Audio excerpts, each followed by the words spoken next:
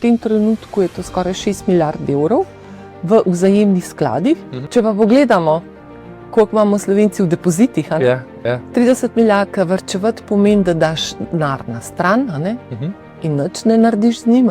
Vlaganje pa pomeni, da poskrbiš, da se ta tvoj privarčevani denar oplemeniti. Veliko ljudi poskusi in kupi samo, za par 100 evrov kripto in se potem s tem igra. Predvsem mladi se mi zdi, da to dojemajo kot nek napol igrco, da potem to dnevno spremljajo in z nekimi malimi denarji to vrtijo. Kar je super in je tudi dobra informacija za trg kapitala, da mladi vstopajo v to. Seveda mu je lažje vložiti v kripto, če ne rabi nič davka plačati, kapitalskega dobička plača pa 25%. In to je potrebno zregulirati, to pozdravljamo, gotovo. Malo ste že omenili tipične napake slovenskih vlagateljev, ne? Prav, ko se Slovenci odločimo, da bomo stopili na trg kapitala, gremo na polno, tvegamo. Kaj bi spremenili pri svojih naložbenih odločitvah zdaj, z današnjim razmišljanjem? Ja, še več bi vlagala.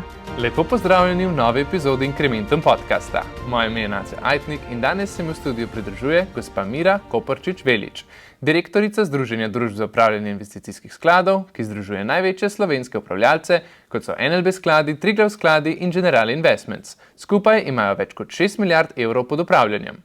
Gospa Velič pa ima za sabo že več kot 20 let izkušenj, od agencije za privatizacijo do vodenja skladov in celo nepremičninskih portfeljev. Danes pa se bova pogovarjala o vlogi ZDU-ja, navadah slovenskih vlagateljev, finančni pismenosti v Sloveniji ter pa tudi o sestavi portfelja in pa aktualnih razmerah na trgih. To, kar boste slišali v današnjem podcastu, je namenjeno zgolj informiranju in ne predstavlja finančnega nasveta ali pa nasveta o kriptosredstvih. Več o tem si lahko preberete v opisu podcasta. Gospa Velič, še enkrat najlepša hvala, da ste se oglasili danes pri nas. Pa mogoče za začetek, da naše občinstvo še malo več zve o vas. Povejte mi na kratko malo o svoji osebni poti, se pravi, kako ste sploh prišli v svet financ in zakaj ste ostali v njem? Najprej hvala za povabilo, sem rada tukaj z vami. Svet financ, ja, v mojem obdobju študija te finance, katere se zdaj gremo, niti niso bile tako izpostavljene, se tudi tega ni dalo študirati, vsaj v Sloveniji ne. Tako da me je v bistvu po naključju, po zaključju študija ekonomije pot vodila v prvo službo na agencijo za privatizacijo. In to je bila taka lepa odskočna deska tudi za finančni svet. Ker takrat smo delali to neko pionirsko delo privatizacije, se skupaj z vsemi družbami, ki so imele še družben kapital, učili, kaj je to delnica, kaj je kapital, kaj je vrednotenje. In takrat sem to vzljubila. Tudi spoznala širši krog podjetij v Sloveniji in potem pot nadaljevala naprej pa res na finančni inštituciji, na eni družbi za upravljanje. In te finance so ostale, da rečem, moja specialnost, moja ljubezen do danes. In če pogledam za pot za nazaj, ko sem študirala ekonomijo, si nekako želela neko mednarodno ekonomijo, neki v tujini početi, pa mi ni žal, da so se stvari tako obrnile. Čudovito. Se spomnite mogoče kakšnih specifičnih dosežkov ali pa izkušenj iz prejšnjih vlog, ki ste jih opravljali, ki so bile najdragocenejše za to delo, ki ga danes opravljate? To, kar danes opravljam, v bistvu zahteva nek širok pogled, pa tudi, da rečem, poznavanje ekonomije na splošno, ne samo financ, a pa tudi razmer, igre moči, da rečem tako, ki se dogaja v Sloveniji.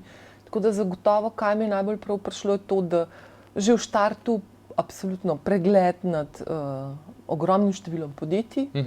In tudi na družbi za upravljanje smo ta nek naslednji korak privatizacije delali naprej, spet pregled, kaj se dogaja v podjetjih, razumevanje, kaj je sploh vrednost, kje nastane vrednost in kako to v financah znamo zračunati. Ker takrat smo se vsi skupaj učili, kaj je to sploh vrednotenje, kaj je diskontirana vrednost denarja, kaj je vrednost denarja v času sploh. In ta znanja zagotovo potem smo utrjevala naprej z izkušnjami Potem tudi ta nek, da rečem, vodstven pogled, ker sem relativno mlada, imela to priložnost, da sem bila članica uprave v 2 finančnih holdingih, se pravi, da vodiš ljudi, da imaš ta pogled, kaj pomeni tudi komunicirati na ven, s širšo javnostjo, z lastniki. Potem sem imela tudi en izlet, da rečem, v realni sektor. Bila sem 7 let direktorica Name, trgovskega podjetja. Čisto popolnoma nekaj drugega, res odlična izkušnja, ampak sem se z veseljem nazaj vrnila v finance, moram reči. Ko rečemo, da se mi ukvarjamo s crème de la crème, to je res. Realni sektor, sploh retail je zahteven, zelo zahteven in ne pušča takih razlik v vrednosti, da rečem, kot finance. Ampak je ta izkušnja zelo vredna, ker drugače gledaš potem na stvari. In ja, vmes sem tudi v enem obdobju se vključila v neko podjetniško mrežo. Sama nisem nikoli bila podjetnica, ki mi je malo žal, ampak ima živcev za to, ali pa neka. Ja, pa te na poti neka priložnost v to pripelje. Tako da še danes z veseljem pomagam malim podjetnikom, predvsem srednjim malim podjetjem, kot mentorca. Tudi ta nek moj pro bono del življenja, ki ga zelo rada delam in mi dopolnjuje to, kar zdaj delam tudi na Združenju družb za upravljanje, da mi malo dopolni ta del podjetniški vidik. Super, lepo. No in danes ste direktorica Združenja družb za upravljanje investicijskih skladov. Če bi lahko čisto na kratko, oziroma kaj sploh je ZDU, ZDU rečete? ZDU.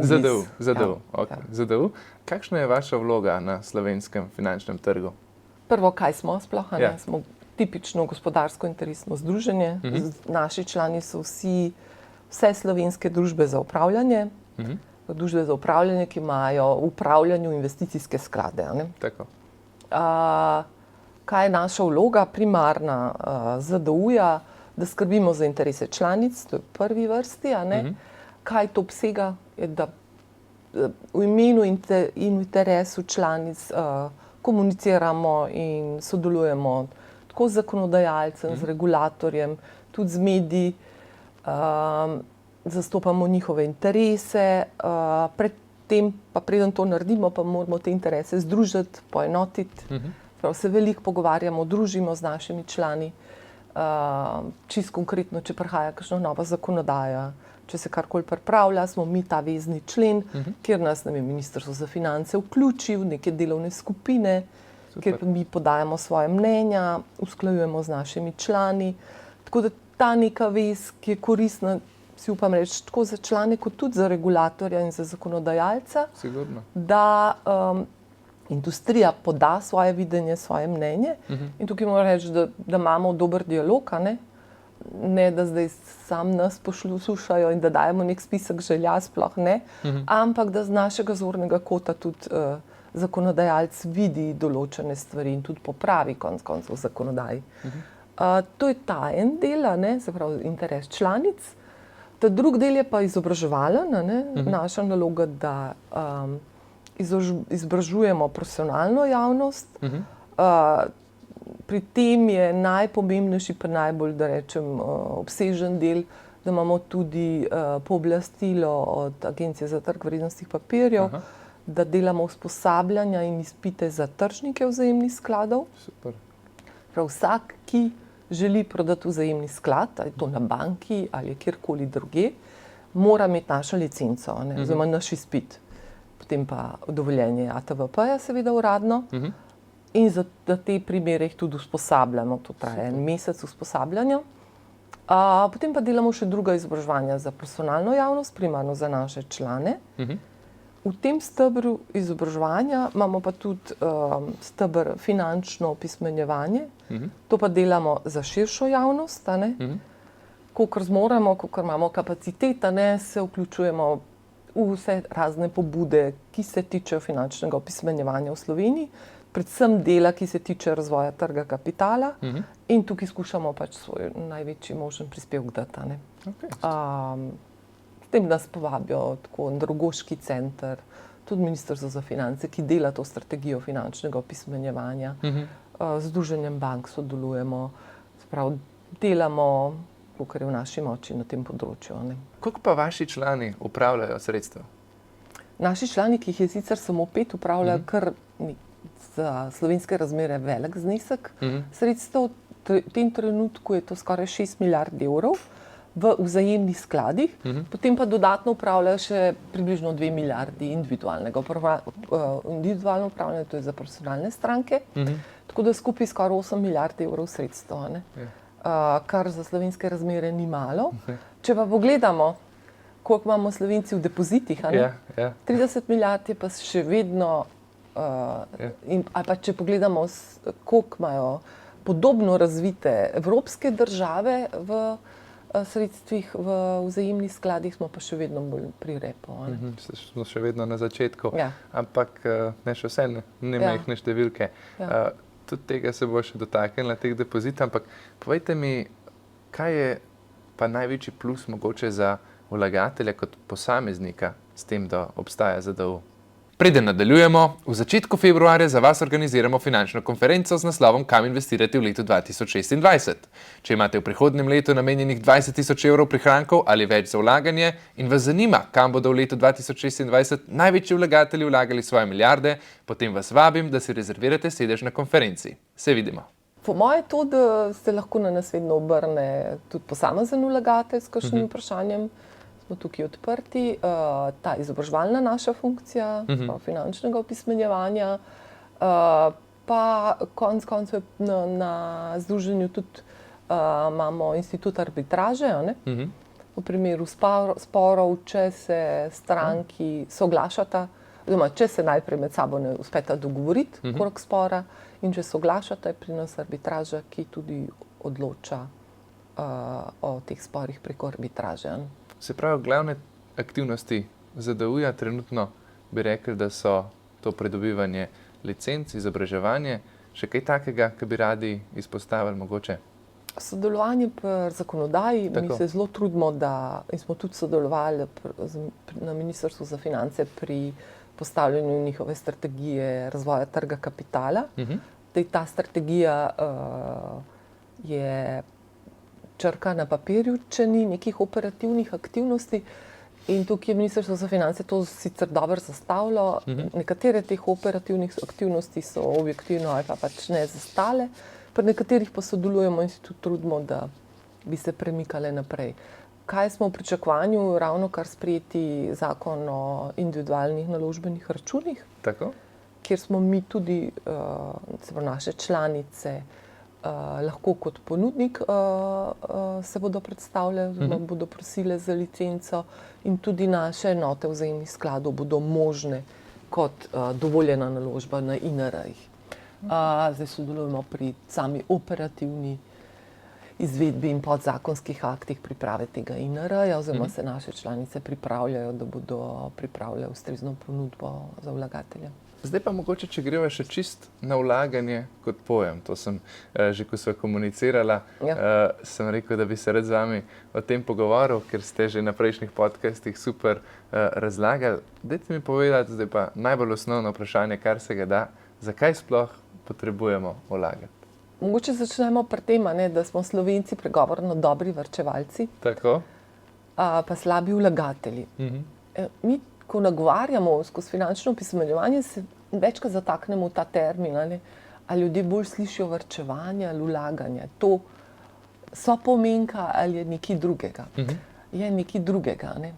Ker varčevati pomeni, da daš denar na stran in nič ne narediš z njim, ali pa v najboljšem ali pa najslabšem primeru, kakorkoli ga daš na banko, da ga imaš njih v štumfu ali pa pod žimenco doma. Vlaganje pa pomeni, da poskrbiš, da se ta tvoj privarčevani denar oplemeniti. In skozi to upam, da sem odgovorila na vaše vprašanje. Vlaganje je v bistvu dolžnost vsakega posameznika, da poskrbi, da njegov privarčevan denar ne izgublja na vrednosti. In trg kapitala v prvi vrsti omogoča te možnosti, katere se skušamo približati ljudem, da jih razumejo, da se jih ne bojijo in da jih uporabljajo sebi v prid. Super. Bi po vaše potem mogel vsak vlagati? Ja, vsak. Vsak, definitivno. Ok, čudovito. Na primeren način. Seveda. Na primeren način. No, in probajva ugotoviti zdaj, kaj to je. Ne? Kako bi vi ocenili finančno pismenost Slovencev trenutno? Ne? Jaz sem pogledal podatke enega Eurobarometra iz leta 2013, so Slovence sicer postavili med bolj finančno pismene v Evropski uniji. Ne? Ampak zdi se, velikokrat, ko govorim z gosti, da je v praksi nek razkorak med znanjem in pa dejanskim ravnanjem potem. Ne? Se pravi, samo polovica mladih do 30 let je po izsledkih ZDU-ja pravilno odgovorila na nekaj osnovnih vprašanj o osebnih financah. Kaj se vam zdi, da je mogoče vzrok za ta neskladja med znanjem in med ravnanjem?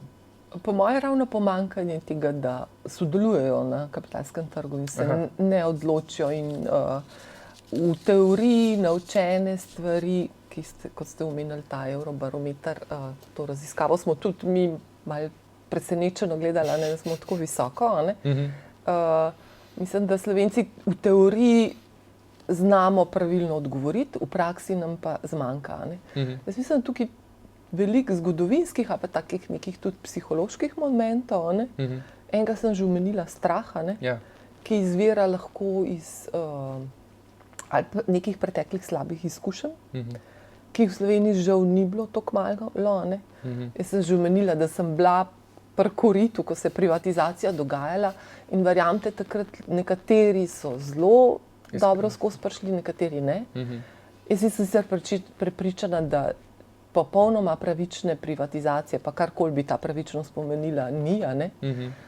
Ampak je na nek način večini ljudi v Sloveniji pustila slab priokus.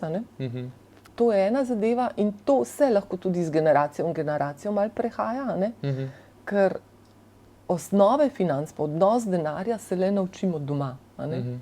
In če doma starši imajo glede tega negativen občutek, nek sentiment do tega, in se tudi na tak način pogovarjajo z otroci, to prenašajo. Ta strah zaradi slabih izkušenj v preteklosti, tudi to, da smo mlada ekonomija. Mi z svojo zgodovino, kjer smo delnice spoznavali tam leta 1995, se ne moramo primerjati z nekimi razvitimi ekonomijami, kjer to iz generacije v generacije se ta znanja prenašajo. Mogoče znamo perfektno zračunati obrestni račun, ne znamo ga pa sebi v prid uporabiti. To so ravno te stvari, ki jih želimo nagovarjati skozi finančno opismenjevanje. Predvsem pri mladih. In se tudi trudimo skupaj z Ministrstvom za finance, da bi mogoče končno tudi v šole, v neke uradne kurikulume vključili te vsebine finančnega opismenjevanja. Kar bi bilo odlično, ker vsak od nas, ki se nekaj trudi na tem področju na trgu, v bistvu dosežemo tiste, ki nas želijo slišati. Ampak mi želimo doseči vse, ravno tiste, ki zatiskajo si ušesa in oči pred tem. In to lahko pa sam skozi nek šolski sistem, verjetno.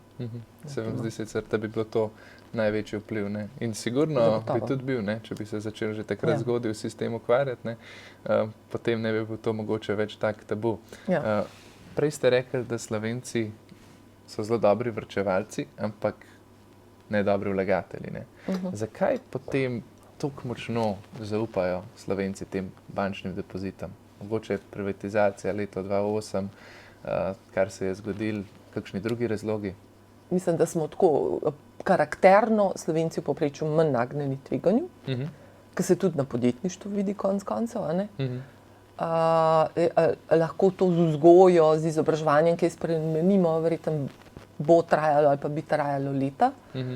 In da enostavno posameznik raje vidi nek fiksen znesek na svojem varčevalnem ali pa depozitnem računu in da ne razmišlja o tem, kaj se mu lahko zgodi na trgu kapitala in da ta nagnjenost k tveganju ga odvrne od tega. Moramo pa vedeti tudi kot sistem, kot ekonomija, Slovenija zelo bankocentrična. Tudi naše podjetja, vse pore so prežete s tem, da v bistvu funkcioniramo, v glavnem naš finančni sistem skozi banke. A ne? Tudi sama podjetja se financirajo v glavnem z dolžniškim virom preko bank. To, kar tudi želimo nagovarjati, da začnejo uporabljati trg kapitala, ne? Da je to tudi dober ali pa celo boljši vir kapitala in za razvoj in za rast podjetij. In tukaj pač smo malo narejeni, po mojem mnenju, tudi sistemsko preveč bankocentrično in to se seveda potem tudi preliva in odraža pri načinu varčevanja in vlaganja posameznikov. Se pravi, recimo, če bi zdaj midva naredila primerjavo med bančnim depozitom in vzajemnim skladom. Kje vlagatelj pridobi več, oziroma kaj je bolj smiselno v danem trenutku? Moram najprej nagovoriti, kaj je prednost vlaganja vzajemnega sklada. Kaj sploh je ta vzajemni sklad? Vzajemni sklad je neka vreča, kjer vlagatelji prinesejo na kupček denar in potem ga nek profesionalni upravljalec upravlja na način, da ta denar naloži v mnogo število finančnih inštrumentov. In zdaj, če razčlenila to, kar sva povedala, prednosti so, da ti upravlja sredstva profesionalni upravljalec, pa nekdo, ki tako rekoč 24/7, 24/7 bdi na tem, kaj se dogaja na trgih kapitala. Po celem svetu, ker mi smo čisto globalni, se ne moramo ničemur izogniti. Ni treba tebi skrbeti za to in tebi spremljati in vlagati znanje, energijo in čas v to. To je tako, kot, ne vem, greš k krojaču, da ti naredi obleko, jo ne sešiješ sam. Lahko jo, ampak moraš kar nekaj vložiti v to, da dobro izgleda. Potem druga stvar je, ki sem omenila, da v bistvu mali vlagatelji na tak način združujejo svoje sredstva. Prednost je v tem, da ni potrebno, da imaš veliko denarja, da vstopaš v ta trg kapitala.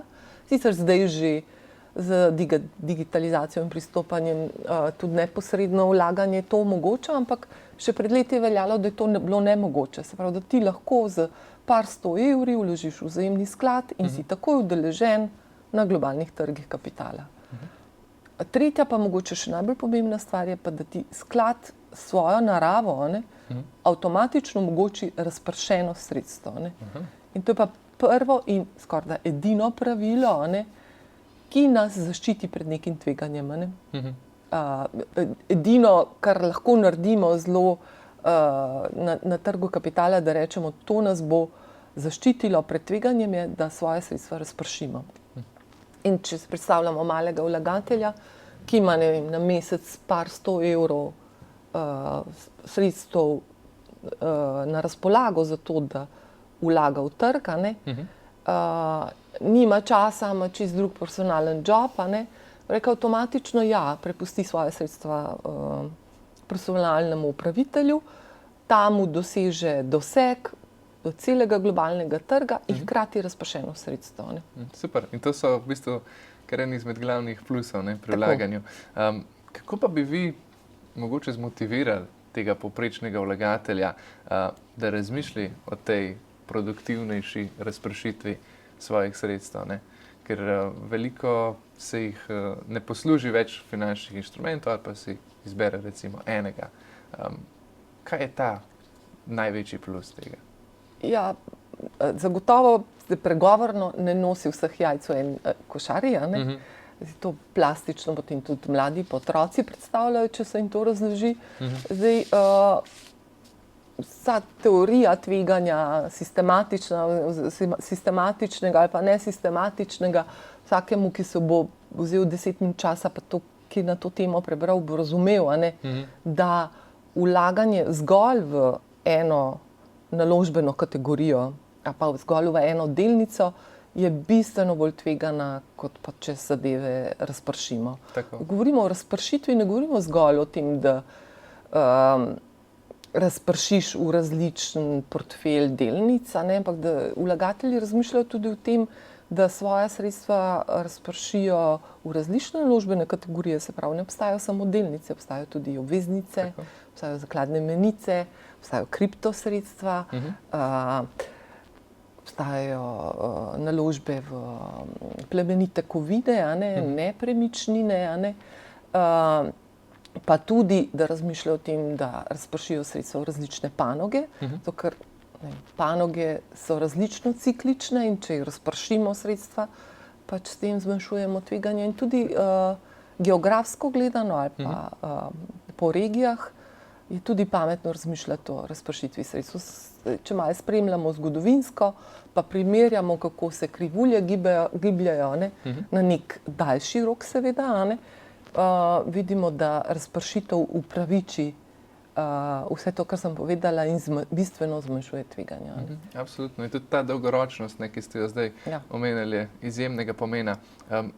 Kako bi vi potem, recimo, no pa ta beseda je tako močno svetovali, ampak kaj bi priporočali mogoče nekomu začetniku, ki bi rad oblikoval svoj investicijski portfelj? Recimo, če bi nek 40-50-letni Slovenec začel razmišljati o investirati, katere korake bi mu svetovali? Svetujem težko, ampak težko bom neobjektivna, ker jasno se ve, katero industrijo zastopam. Ampak ne, jaz sem tudi osebno prepričana, da je mogoče res prava pot za vstop na trg kapitala, da mogoče začneš z vzajemnimi skladi. Ker ti to na nek način da vpogled v to, kar se dogaja, da poskusaš, da vidiš, kaj ta vzajemni sklad vlaga, v kaj vlaga, da malo spremljaš to gibanje trga, skozi to, ko vložiš vzajemne sklade.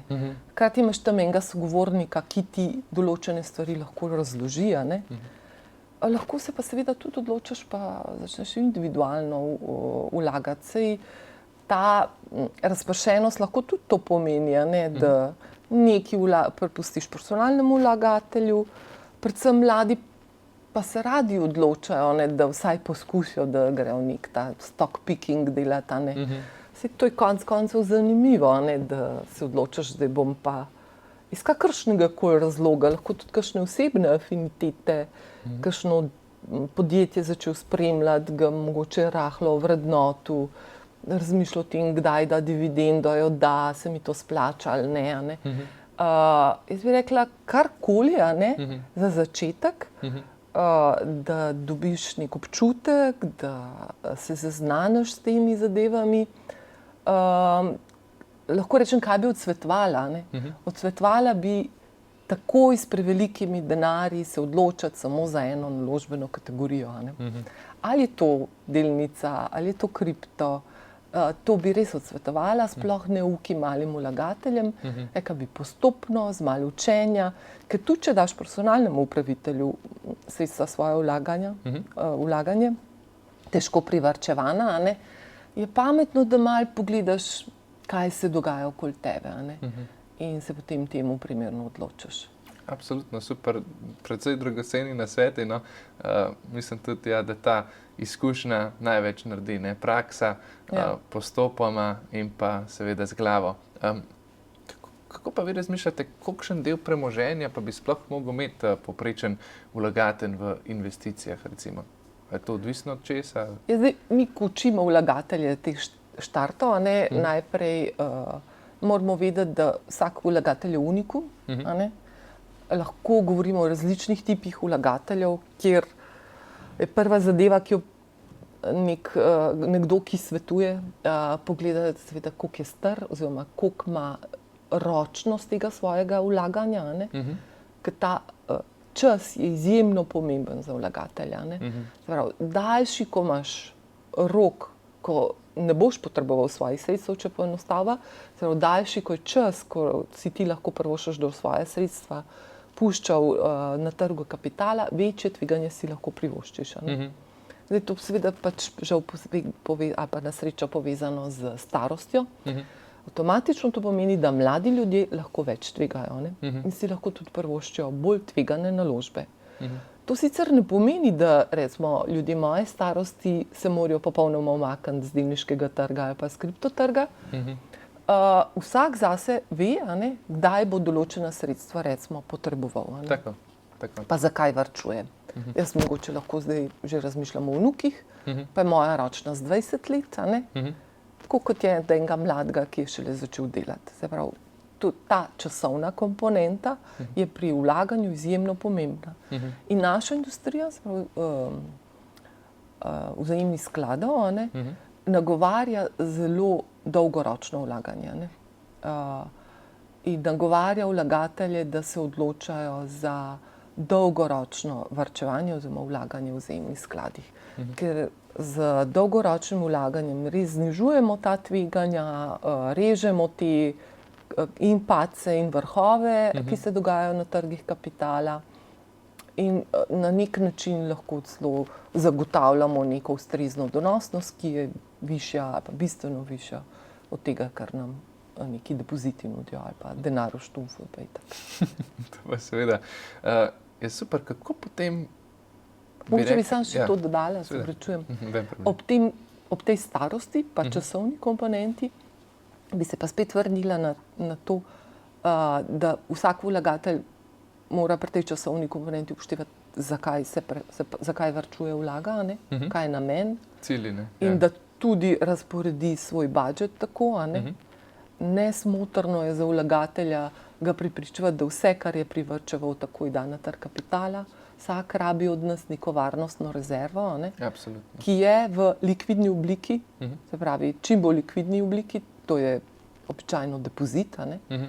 In potem šele, ko imaš to neko varnostno rezervo, se odločiš, da vlagaš v manj tvegane naložbe na trgu kapitala, v kombinaciji tudi z bolj tveganimi, zdaj pa odvisnost od tega, zakaj in za koliko časa varčuješ.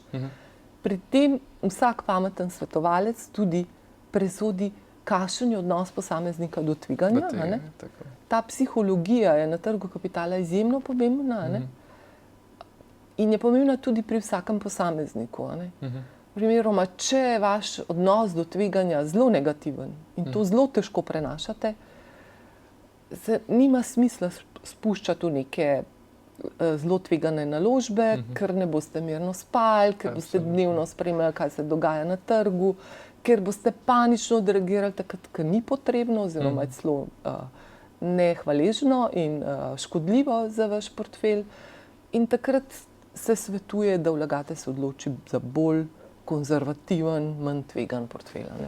Se pravi, če nekako povzameva ta dolgoročnost, cilji in pa razpršenost so zelo pomembni oziroma ključnega pomena pri vlaganju. Pa odnos do tveganja. Pa odnos do tveganja, absolutno. Kako pa naj, recimo, tudi s tem smo se že soočali mi in drugi, kako naj pa vlaga nekdo, ki je čist brez zaupanja, brez izkušenj, ker vemo, da to zaupanje je največje, izjemnega pomena, sploh če nekomu zaupaš svoje sredstva. Kako pridobiti to zaupanje mogoče? Finance temeljijo na zaupanju, vsaka finančna inštitucija. Tako da to je res ključno.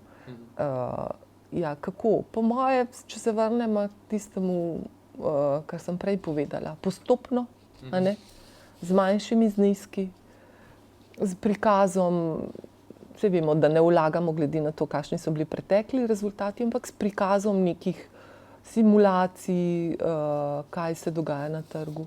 Seveda tudi s tem, da se odločamo za neke inštitucije, ki so zaupanja vredne. Na našem združenju spodbujamo to, da se vlagatelji odločajo za to, da sodelujejo sploh v začetku z reguliranimi subjekti, ki so le pod nekim nadzorom države in morajo spoštovati določena pravila, ki na nek način ščitijo malega vlagatelja, ne pred lastnimi neumnostmi, ampak kljub vsemu. In da tudi regulirani subjekti morajo neke zaščitne elemente upoštevati v primerih čist nekih izjemnih situacij tudi. V naši družbi za upravljanje imamo vsi skrbniške banke, ki kot čisto zunanji, nevtralni finančni subjekt skrbijo za naše vlagatelje in njihove vloge. In pač seveda vlagateljem nagovarja tudi na način, da ne nasedajo nekim prevaram in zlorabam. Tega je v finančnem svetu vedno več. Sploh s to digitalizacijo, tudi s kripto, žal, Pravim žal zato, ker kripto se začenja regulirati in je škoda, da pada, da rečem, siva ali pa črna senca na vse kripto upravljalce oziroma izdajatelje. Tako da na tak način mislim, da potem pri vlagateljih nasplošno pridobivamo zaupanje. Jaz mislim, da je naloga vseh nas, ki smo na trgu kapitala, od kriptoizdajateljev do nas, ki smo že stara, da rečem, finančna ekonomija, tudi bank, zavarovalnic, da ustvarjamo to neko zaupanje, da se trudimo za to, da ne prihaja do nekih zlorab, nekih primerov slabih praks, katere bi vključevali veliko število ljudi, da smo pri tem vsi skupaj previdni, zato ker to je, da rečem, posoda, ki se preliva potem na vse nas, če kaj narobe. In ljudje, če se zgodi NKBM, ne bodo želeli poslušati zgodbe, kdo je tam kriv, pa zakaj, pa kaj je bilo v resnici v zadju, ampak samo slab občutek delijo s celim trgom kapitala. Tako. In vsi zaradi tega potem imamo dodatno, da rečem, obdobje prepričevanja, utrjevanja, zaupanja, oziroma neko škodo, da rečem kolateralno. In tukaj moramo od države do vseh udeležencev na trgu za to budno skrbeti in paziti. Seveda je v bistvu na nas deležnikih, da naredimo privlačen ta trg, da je prijazen za bodisi da katerega skrbimo, koli. da prihaja do čim manj zlorab na kakršenkoli način.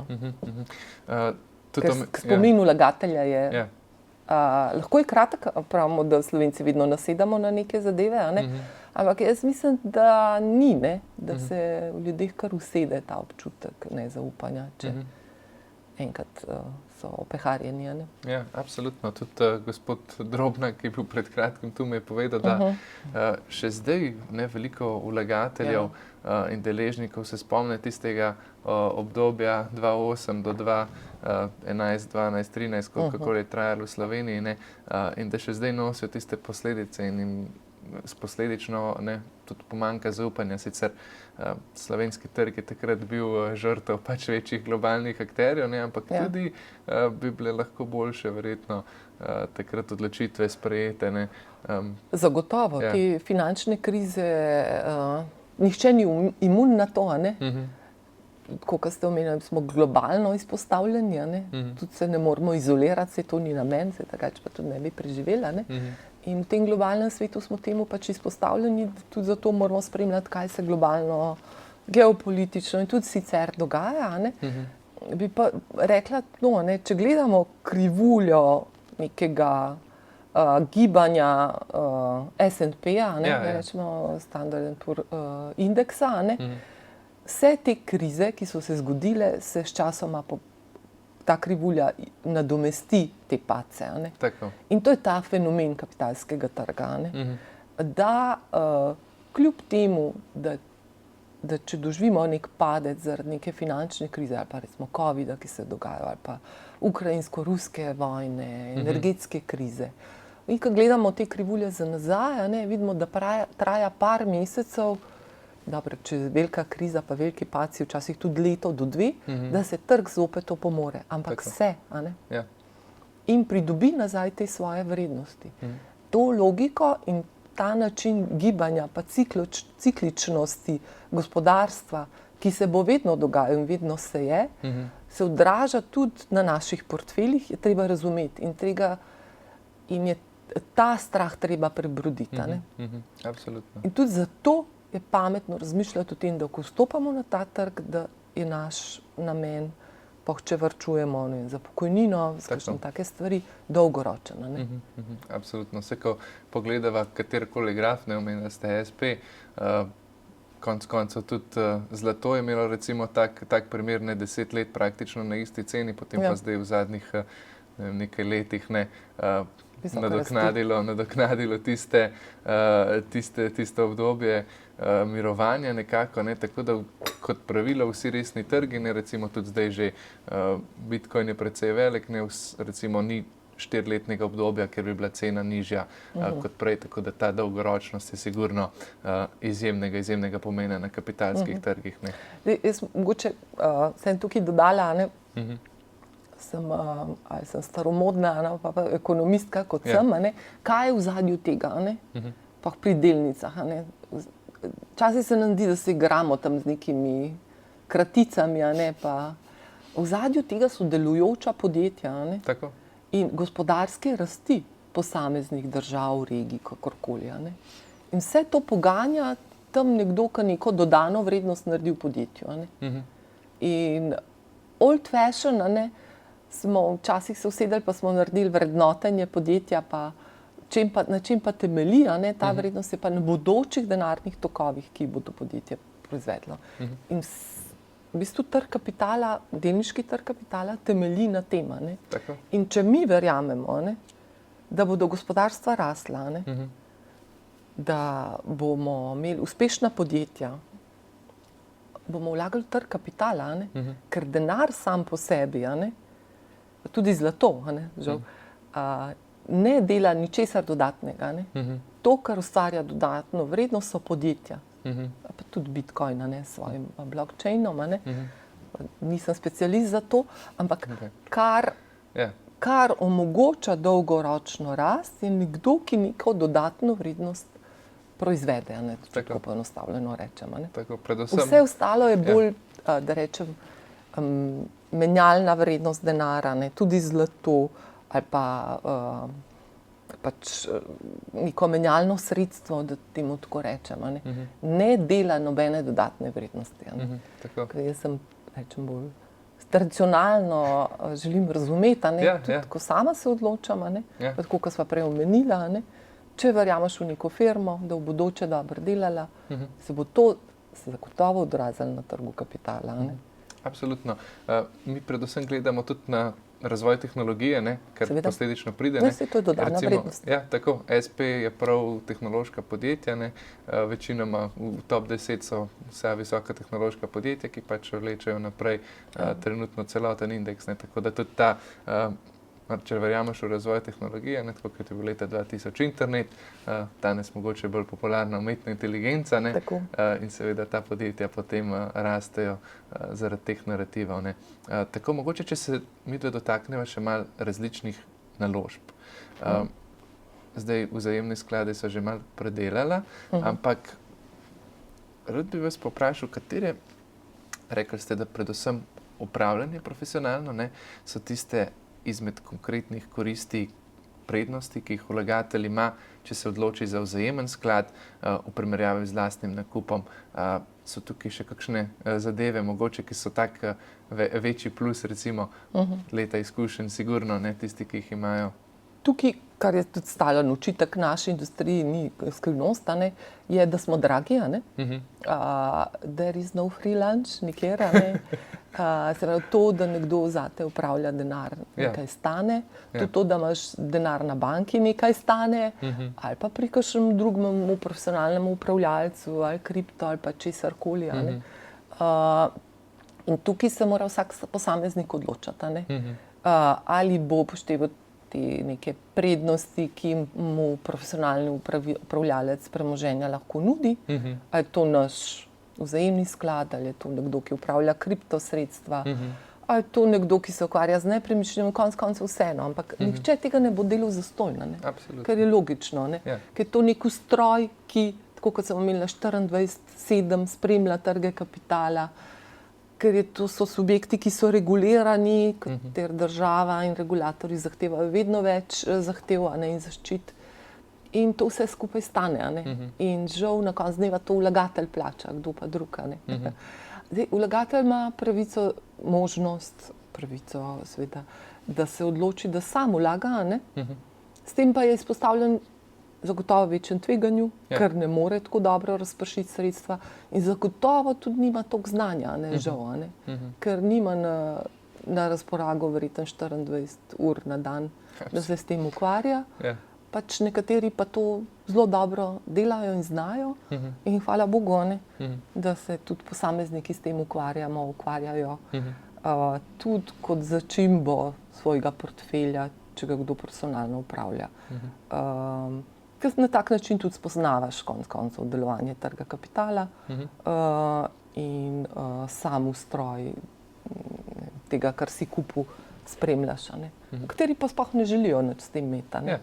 Mene je že v teh ljudi, ki se odločijo, ne, to je prekomplicirano, to ni zame, joj, pa kje, pa to jaz nič ne znam, ker izgubljajo vsak dan. Ja. Če pogledamo zadnjih 5 let, koliko so recimo te ljudi izgubili, je res škoda, da jih vsi skupaj nismo več prepričali, da vstopajo v ta, da rečem, svet. Je res, ne, po eni strani si misliš skoraj tako, ne, za vsakega, ki ne vstopi na trg kapitala, ne, res izgublja, no, po povprečju, mislim, da zadnjič sem imel tudi enega ekonomista, 7% letno, no, inflacija, odkar smo v tem fiat finančnem sistemu, ne, secesiji od zlata, in tako, ne, vemo pa, da od COVID-a je bilo to še precej več, ne. Tako da ja, zdaj pa mogoče eno morda neugodno vprašanje, ampak se mi zdi, da skoraj moram vprašati. Razlika med vzajemnim skladom in ETF-om. Kaj bi rekli, da so kle plusi, minusi, kako se to razlikuje? Zakaj bi se mogoče povprečni vlagatelj odločil za vzajemni sklad, ne za ETF? Pa ni neugodno vprašanje, to je tako normalno. Super, malo veseli. ETF sklad, da je pa razloživa, kaj je mogoče razlika, nima tega profesionalnega upravljalca, ki se bo odločil, katere naložbe bo kupil in ki bo, glede na to, kaj se na trgu dogaja, recimo, ne čisto vsakodnevno, ampak v bistvu se vsak dan naši upravljalci odločajo, kaj bodo kupovali pa kaj prodajali. ETF sklad je pa podobna logika, se pravi sklad, ena vreča, zagotovljena razpršenost, ampak sledi nekemu indeksu. Se pravi, upravljalci ETF sklada ne upravljajo aktivno, to je pasivno upravljanje, samo sledijo strukturam nekih indeksov. Tem, da je teh ETF-ov zdaj malo morje, na vse mogoče, najbolj, tudi največji, pa mislim, se tudi vlagatelji najbolj odločajo za te, so pa, ki temeljijo na teh nekih standardnih indeksih, omenili smo že S&P, pa še kakšne od teh večjih, ker spet zagotavljajo, da v bistvu delimo usodo celega gospodarstva, ali ameriškega, ali evropskega, ali svetovnega. Tako. Razlika je v tem, da vzajemni skladi aktivno upravljajo premoženje, ETF-i pasivno sledijo nekim indeksom, kar je pa minus za našo industrijo, je pa, da so ETF skladi imajo nižje provizije upravljanja kot naši. Zakaj? Zato, ker seveda mi zaposlujemo aktivne upravljalce, pri ETF-u gre pa za sledenje nekega indeksa. Pri tem bi mogoče izpostavila to, da vlagatelji seveda, ko se odločajo za nakup ETF skladov, je to super finančna naložba, tudi za začetek, ker ti omogoča neko vpogled, neko razpršenost. Ampak vsem, da se vlagatelji le prepričajo, kaj kupujejo.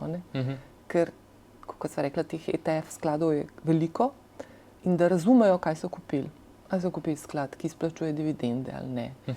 Kaj to pomeni davčno. Tak tip sklada. Imamo tudi zelo eksotične ETF sklade, ki vam ne zagotavljajo stabilnega donosa.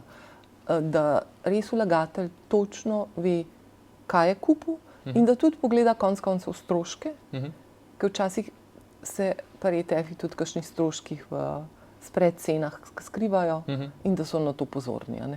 Ker se sliši ta strošek upravljalski proti našim upravljalskim stroškom izjemno bistveno nižji, ampak v tem so pa vlagatelji razočarani, ker trgujejo, pa vidijo, da pri cenah tam še kar nekaj plačajo. Ja, ponavadi se pozabi na te zadeve, rečejo, se bomo sami delali, potem pa nakupijo bodisi delnice, bodisi tudi pri kriptosredstvih, in pa v vsaki transakciji takoj par procentov provizije.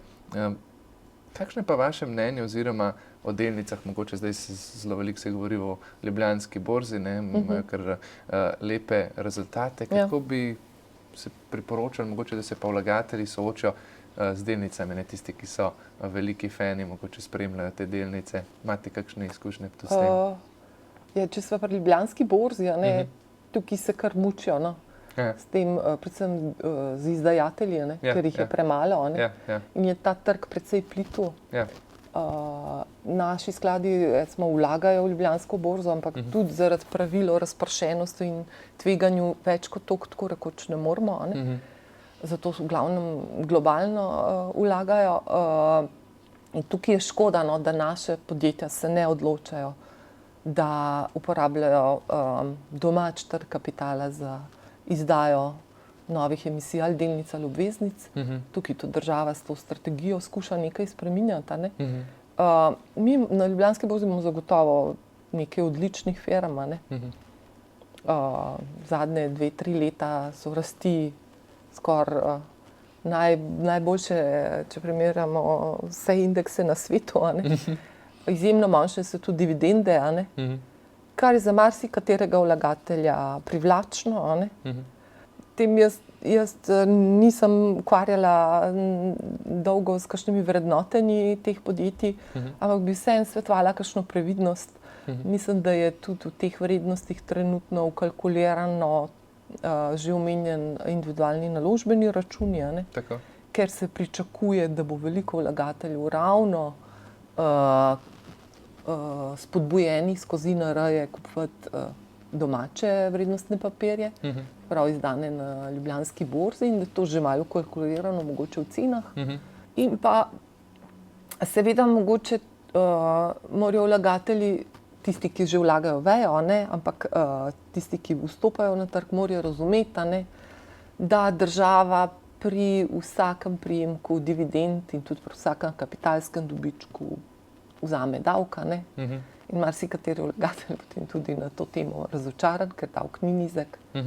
Na dividendu je 25%, na kapitalski dobiček tudi, potem sicer z leti pada, šele po 15 letih je 0%. Ta INR, individualni naložbeni račun, bo to malo omilil, bo imel neke olajšave, ampak kljub vsemu, pri razmisleku, ko smo se pogovarjali, na kaj mora vlagatelj paziti, mogoče sva pozabila povedati, pri izračunu končne donosnosti, marsikdaj pozabimo na ta davčni vidik, in izračun davka. Vešči vlagatelji to že vejo, ne vešči pa marsikdaj ne, in to potem tudi na nek način povzroča razočaranje in odločitev, kaj je to spet, država vse pobrala, brez veze, grem jaz na depozit. Ja, tako ne. Je tudi ena resnica v tem, pa potem še izpolnjevanje teh raznih vlog, kdor nima upravljalca, da bi mu ta del prevzel. Mogoče tle spet malo EPP-ja za našo industrijo, se pravi za vlagatelje, naši upravljalci, družbe za upravljanje, vse to mi izračunamo, omogočimo. Imamo pa tudi eno tako dobro olajšavo, se pravi, vsi naši skladi so pod krovnimi skladi. Naši skladi funkcionirajo na način, da imajo vrsto različnih skladov, razdeljenih po regijah, po panogah, tudi obvezniške, delniške, mešane, money market, se pravi, denarne sklade. In vlagatelju celo to paleto omogoča vlaganja. In en krovni sklad, prehajanje med temi vzajemnimi skladimi pod enim krovnim skladom je davčno nevtralno. In to je tudi ena taka prednost naše industrije. Sigurno. Omenila sva večkrat tudi že obveznice. Pa če se majčkeno poglobiva, zdaj v Sloveniji tudi popularna v zadnjih letih ta ljudska obveznica. Kljub temu te obveznice, predvsem ameriške, veliko institucij, označi kot najbolj varen, še bolj, mislim, en izmed najbolj varnih finančnih inštrumentov. Nekateri ekonomisti so pa tudi zelo skeptični do kupovanja mogoče tega dolga, v bistvu.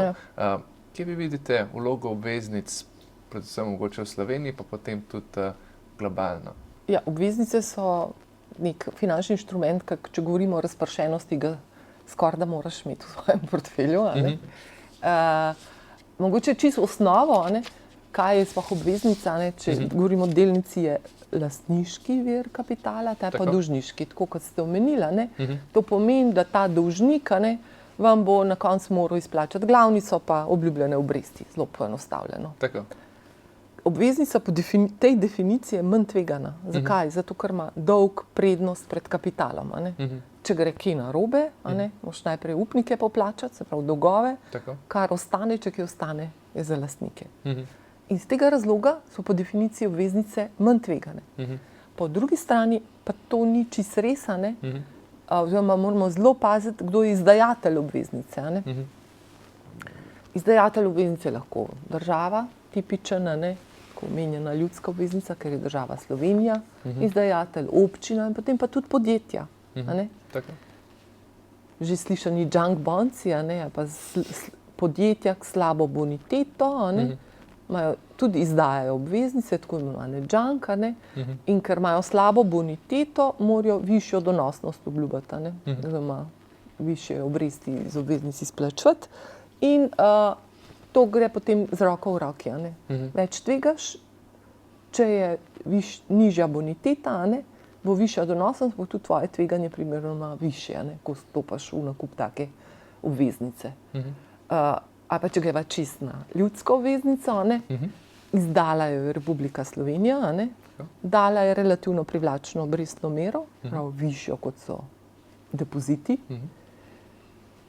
Tudi ko smo odšteli še stroške, ki smo jih imeli z brokerjem pa z nakupi, pa se Slovenci vse niso odločali. A to pomeni, da ne verjamejo, da bo država Slovenija čez 1 leto sposobna odplačati to obveznico? Ali se jim ne da iti brokerju, ali česa se bojijo? Zanimivo je bilo to spremljati, kako ljudje, tisti, ki so že prepričani, so na trgu kapitala, jim ni problema. Nekateri pa, ker v osnovi ne razumejo, kaj to pomeni, se sploh ne spravijo tem razmišljati, niti ne kupiti. Seveda so pa potem obveznice glede na to, kaj se dogaja, tako geopolitično, regionalno, kotirajo na trgih in njihova nihanja potem tudi odražajo vse to, kar se dogaja, sploh državne obveznice. In so zaradi tega tudi povprečju bistveno manj donosne kot nek delniški trg. Ker, kot smo rekli, v osnovi manj tveganja nosijo. Ok, super. Bi pa mogoče še ta fun fact izpostavila. Kot sem omenila, naši skladi so v prvi vrsti jih delimo na delniške, obvezniške, mešane, pa denarne. Slovenci se odločamo primarno za kupovanje delniških skladov, saj naši vlagatelji. Mislim, da 70% naših sredstev v delniških skladih, v tujini ni tako. Je tam nekje pol-pol. Ker tudi kaže na to neko našo odnos do tveganja ali pa naš karakterno sliko. Ko se Slovenci odločimo, da bomo stopili na trg kapitala, gremo na polno, tvegamo. Nismo še v tej fazi, da bi razmislili, da je fajn. Da ni potrebno, da trg kapitala omogoča tudi naložbe, ki niso tako tvegane. In se pač temu primerno lahko odločimo za neko razpršitev. Ok, super. Veste, kaj me še zanima? Sigurno čakajo tudi poslušalci. Prej ste že omenili pred prevzemom funkcije, zdaj na ZDU-ju ste vodili družbo Nama. In če sem prav prebral, ste tam v bistvu izvajali upravljanje in prestrukturiranje nepremičninskega portfelja. Tudi, izmed drugim. Sigurno so nepremičnine ena izmed najbolj priljubljenih oziroma zaželenih mogoče naložb v Sloveniji. Zakaj se vam zdi tako? Zakaj ta fama nad nepremičnino kot naložba v Sloveniji? Nepremičnina je naložbena kategorija lahko. Se pravi, v prvi vrsti je to neko osnovno preživetveno, da rečemo, sredstvo. Ko pa to presežemo, pa začnemo kupovati, je pa pač naložba. In jo je treba tudi tako gledati in tako vrednotiti. Zakaj je popularna? Po mojem podoben sentiment kot pri depozitu. Nekaj vidiš, nekaj vtipaš. In to ti da nek občutek varnosti. Hkrati je pa zadnja leta res trg tako zelo rastel, da verjetno, če gledamo te, tudi če niso realizirani kapitalski dobički, a ne, ljudje sedijo na celo praznih nepremičninah, se dobro počutijo, ne, ker gledajo te grafe, kako cena po kvadratnem metru raste. A ne. Ampak ti dobički še niso realizirani, ne, treba povedati. A ne. In na dolgi rok, če spremljamo trg nepremičnin, ne upraviči tega, da je nizko tvegana, ne, je nihajen.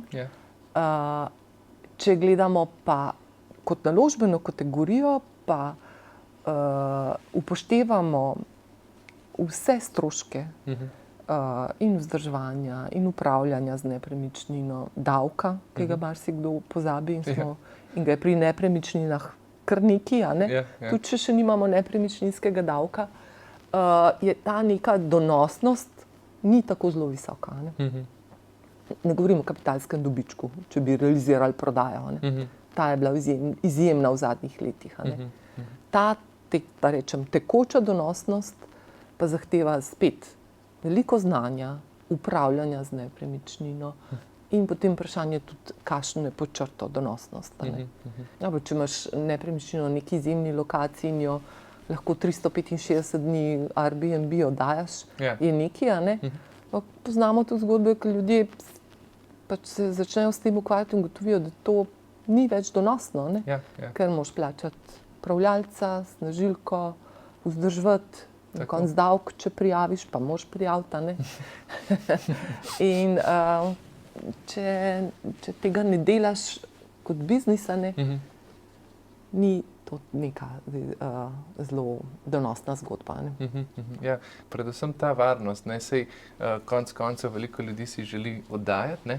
Ampak to je kar zahtevno, ne? Ni kar tako, da objaviš in zdaj se pa to oddaje, treba kar je kar biznis, ker ga samo upravljaš ali pa tako, ne, potem pa so tukaj še ne, stroški, likvidnost definitivno, če si želiš nepremičnino odprodati.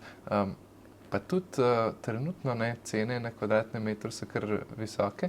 Mi smo delali nekaj raziskav tudi in če si od leta 2007 pa tam do 2010 nakupov vstopov, ne sploh v Ljubljani, si trenutno v zelo lepem donosu, ampak trenutno pa kakšno se vam zdi mogoče stanje na slovenskem nepremičninskem trgu? Ja, meni se zdi predvsem premalo ponudbe, če govorimo o stanovanjskem delu, a ne? Pri poslovnem se stvari izboljšujejo in tudi slišim, da že tudi kar težko najemnike najti, ne. V centru Ljubljane, če nimaš prvovrstnih nepremičnin s parkirišči, z vso opremo, je že zelo težko oddati. In tudi cene padajo, moraš kar znižati ceno. Tako da nepremičnina potem lahko tudi breme, a ne.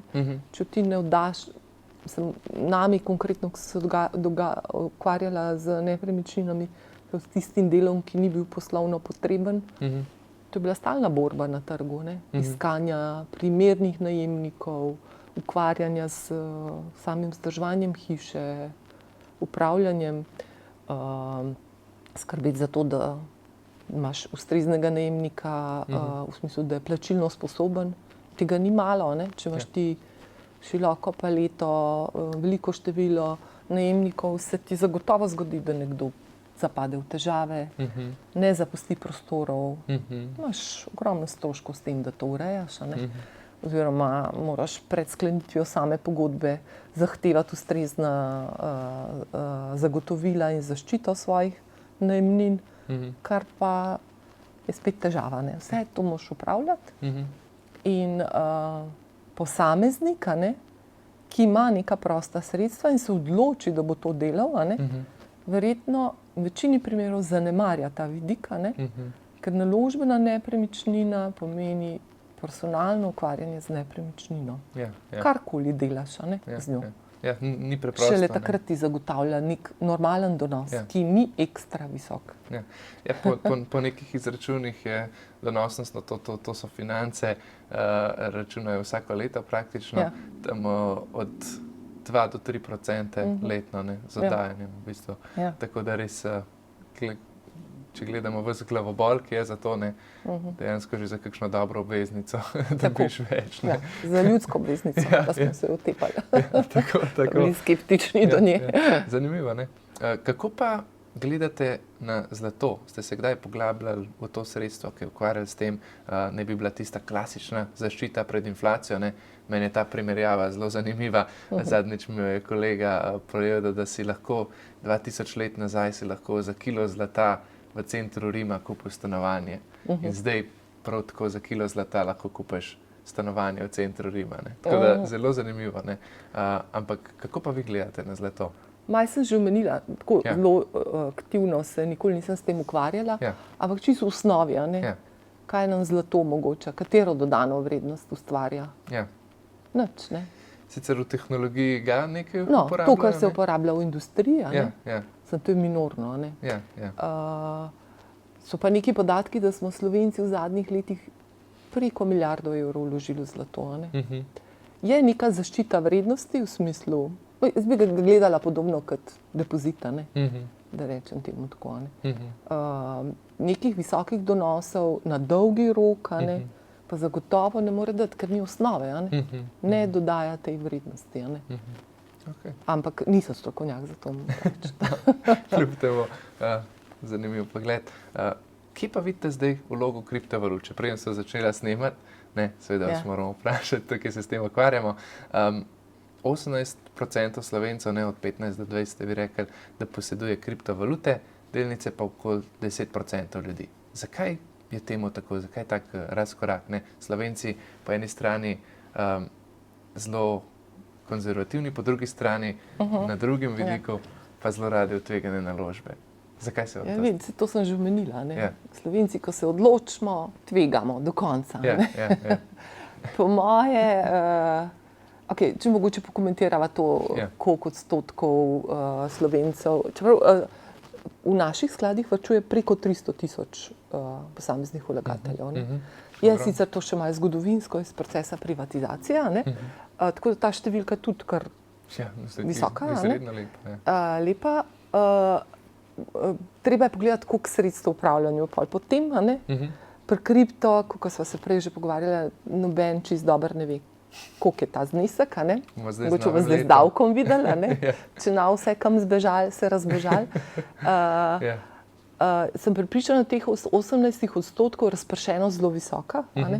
Razpršenost v smislu, da veliko ljudi poskusi in kupi samo za par 100 evrov kripto in se potem s tem igra. Predvsem mladi se mi zdi, da to dojemajo kot nek napol igrco. Brez zamere, ne mislim slabšalno, ampak kot nek gaming. Da potem to dnevno spremljajo in z nekimi malimi denarji to vrtijo. Kar je super. In je to tudi dobra informacija za trg kapitala, da mladi vstopajo v to, da ne ostajajo bankocentrični, kot smo mi bili.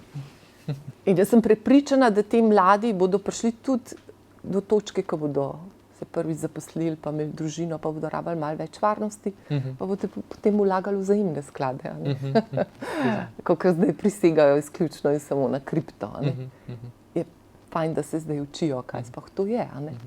Zakaj? Zaradi izjemnih donosov. Ne glede na to, da mi vedno poudarjamo, da se nikoli vlagatelj ne sme odločati za vlaganje v nek naložbeno kategorijo na podlagi preteklih donosov. Vedno mora biti pogled vnaprej, ne za nazaj. Ta bodoči denarni tok ali pa vrednosti, kaj nam bo prinesel. Ampak smo vsi taki, da pogledamo, kaj je pa bilo v preteklosti. In te izjemni donosi, ki so bili na kripto, kljub tudi izjemnim padcom, se pravi veliki nihaji, in te zgodbe, koliko je nekdo zaslužil, ki je bil prvi kupil bitcoin, ne vem po koliko že, to med mladimi deluje. To so zgodbe, ki jih radi slišijo, katere bi bili tudi oni radi udeleženi. Seveda, to so te neke izjemne zgodovinske priložnosti, te nekih krivulj, na kateri se pač konec koncev moraš usesti, gor pa biti del tega. Jaz sem žal, da to pričakujem, da bo ta val mladih se pa vsem potem tudi na, da rečem, standarden, klasičen trg kapitala tudi usmeril. In tudi pričakujem to, kar se tudi dogaja, da bo prihodnje kripto vedno bližje klasičnim, standardnim finančnim inštrumentom, da se bodo te izjemne krivulje, nihaji izravnali, a ne? Žal tudi ekstra donosov ne bo, kar se tudi že malo vidi, da se bodo ravnale te krivulje, tudi iz razloga zaradi regulacije, ne? Zaradi obdavčevanja, ne? Kar po drugi strani mi pozdravljamo, mogoče vam ni všeč, ne? Ampak mi moramo na nek način živeti v svetu, kjer imamo enaka izhodišča. Ne? Prav, če se mi konkuriramo za denar varčevalcev, moramo imeti enake pogoje pa pravila igre. Nekdo, ki ima denar, pa ugotovi, da seveda mu je lažje vložiti v kripto, če ne rabi nič davka plačati, kapitalskega dobička plača pa 25%. Koliko ima manevra za tveganje? Ja, absolutno. In to je potrebno zregulirati, to pozdravljamo, gotovo. Pozdravljamo tudi to, ker si tudi mi želimo konec koncev tudi v kripto začeti vlagati. Tako, to sem vas ravno hotel vprašati, da bi vzajemni skladi zdaj ne smemo, ne? Zdaj, ali bomo šli proti tej poti, kako bo evropska zakonodaja, bomo videli, ne? Bolj nakazuje v smer, da ne obstoječe vzajemne sklade, ampak da bomo pač ustvarjali neke nove sklade, ki bodo namenjene temu. Zanimivo. Veliko ljudi ne razume tudi, ko kupijo kriptosredstva, razen bitcoina, ki ga najlažje veliko ga enači z zlatom, pač je tisto omejeni obtok, in kolikor ga je, nikoli ga več ne bo. Ostali kovanci pa so v bistvu zelo podobni, oziroma v ideji podobni mogoče delnicam kakšnih visokotehnoloških podjetij. Se pravi, za vsakim tem resnim projektom, seveda, jih je tudi malo morje teh, ki ne bo nikoli nič iz njih, ampak za tistimi ta pravimi pa se vedno skriva neko podjetje, ki pa razvija, se pravi, skoraj da na najvišjem nivoju tehnološkem trenutno, ki nam mogoče še ni popolnoma tako razumljiv, ampak tudi v Sloveniji vedno več, tudi mislim, da jih bojo ljudje prepoznali, ker že hodijo tudi na naš podcast. Razvijalci imamo kar nekaj velikih podjetij, resnih, recimo CargoX je en izmed teh zgodb, Origin Trail, oba tudi že na našem podcastu. Tako da je nekaj v zadnji za temi kriptožetoni. Ni to samo tiste skok cene, Trump kovanec in tako da. Melanija. Ja, Melanija tudi svoje kovance. Žal teh zgodb je veliko, ampak je pa tudi nekaj izjemnih resnih projektov, tako da jaz tudi vidim v prihodnosti definitivno to približevanje mogoče tradicionalnim. To mi je zanimivo, da ste omenili tudi, da že ste vi pogledali proti kriptosredstvom, zdaj v času, ko so regulirane. Naši vlagatelji iščejo donosne naložbe, sicer varne, in neumno bi bilo si zatiskati oči, da je to muha enodnevnica in da tega ni in da je to prevara. In mi moramo pač tem trendom slediti. Vsi veliki upravljalci že o tem razmišljajo, se vidimo, kaj se dogaja v svetu. In zagotovo bodo tudi naši slovenski temu sledili. Je pa pomembno, da vemo, kdo je prevara, kdo pa resno misli. In ta regulacija na nek način to bo omogočila, hkrati pa, to je vaša industrija, niti ne naša, neka samohigiena, ki jo boste morali vi na nek način v svojih vrstah narediti, zato da bo razvoj tega dela finančne industrije šel naprej. Absolutno. To je vedno tako. Eno je, da država postavlja neka pravila, regulacijo, da se zadeve obdavčijo. Največ pa na koncu industrija sama skozi neko samoregulacijo mora narediti. V odnosu, spet se vračava k temu, zaupanja do vlagatelja. Ja, absolutno. Kar recimo je zanimivo, se kriptosredstva temelijo prav na tej blockchain tehnologiji, ki pa je v bistvu tudi slovenska država, Slovenija se je že poslužila in redko kdo ve, ampak mi smo izdali obveznice na blockchainu, tako na DLT oziroma te. Mislim, da zdajšnji minister za finance to kar razume, je naklonjen temu, to posluša. Mogoče ravno zaradi tega zdaj tudi te zakonodaje in davke v tej fazi nastajajo. Mislim, da Slovenija predvsem sledi EU regulativi in pritiskov od tam. Ampak razumevanje je, da v bistvu trg reagira na to, kar vlagatelj želi. Tako. In temu bomo morali zagotovo slediti. Absolutno. Tudi v naši industriji. Kako pa, a ste se mogoče že kdaj soočali oziroma opazujete tudi tokenizacijo premoženja? Morda se ste srečali kdaj s tem pojmom?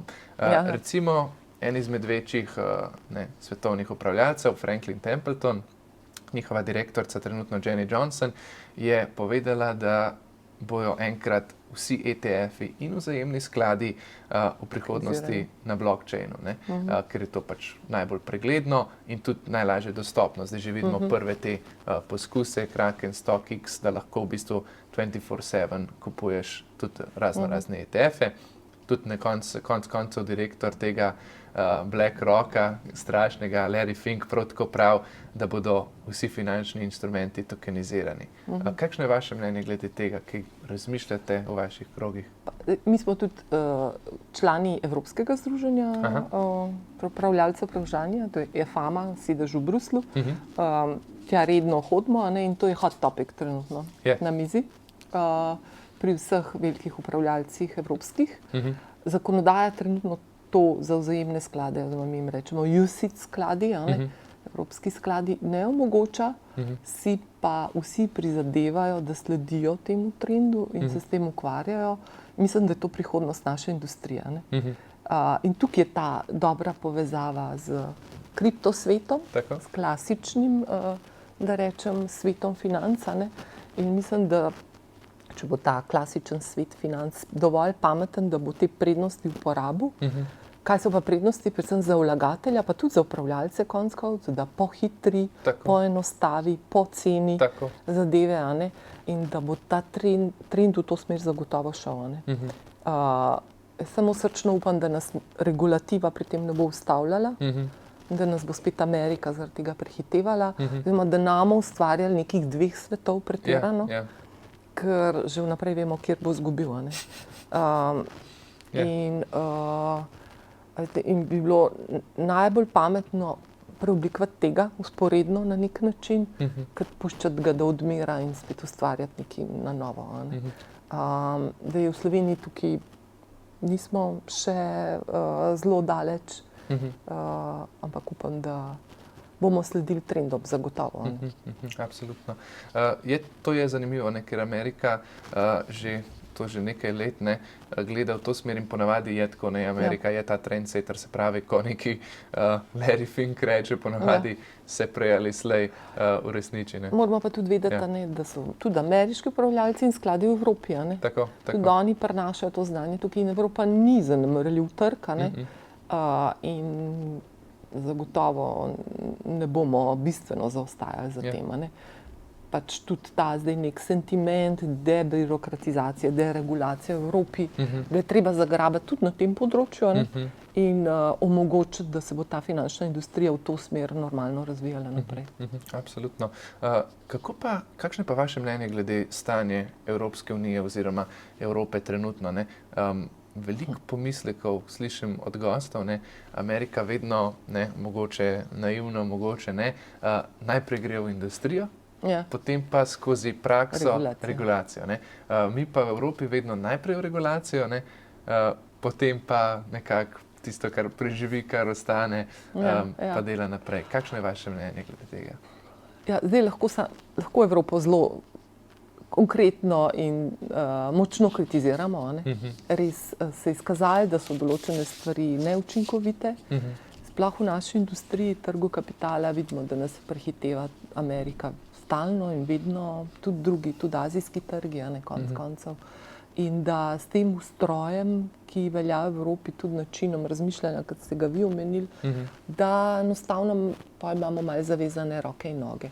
Da se vedno več izdajateljev odloča, da odhaja v Ameriko, da konec koncev tudi sredstva vlagateljev, tudi naših, omenjenih 8 milijard, je večino skoraj v Ameriki, ker so pač tam podjetja, ki imajo visoke donose. In kako zdaj to čez noč spremeniti? Jaz nimam recepta, mislim, da ga nihče nima.